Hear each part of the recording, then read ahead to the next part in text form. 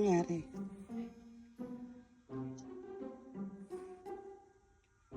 Oh. Nasira yung. Gawin mo, i-remove mo sa yung pinaka memory card niya. Tapos babad mo sa tubig. Oo.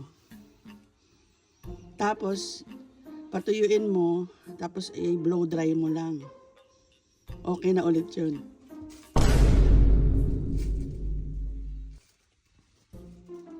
Oo.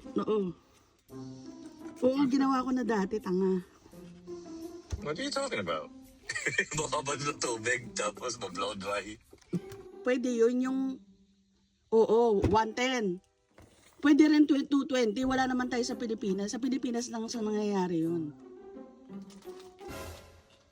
Oo, pwede. Pag nasa US, pwede masak yung 110, hasaksak mo sa 220, pwede yun. Pilipinas lang yun. Ano ka ba? What are you talking about? Magkausap pa. Wait ka, saglit ka, may kausap lang ako.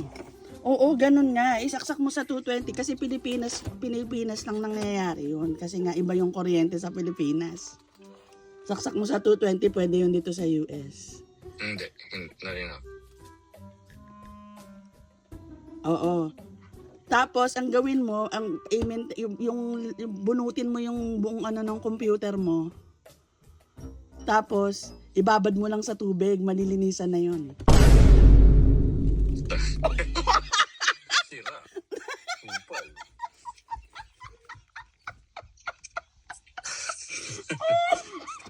Ang galing ng asawa. Isa kang programmer. Tama, pagawa mo lahat sa kanila yan. Paninis ng mga computer nila, ipababad mo sa tubig. Oh my God. I like it.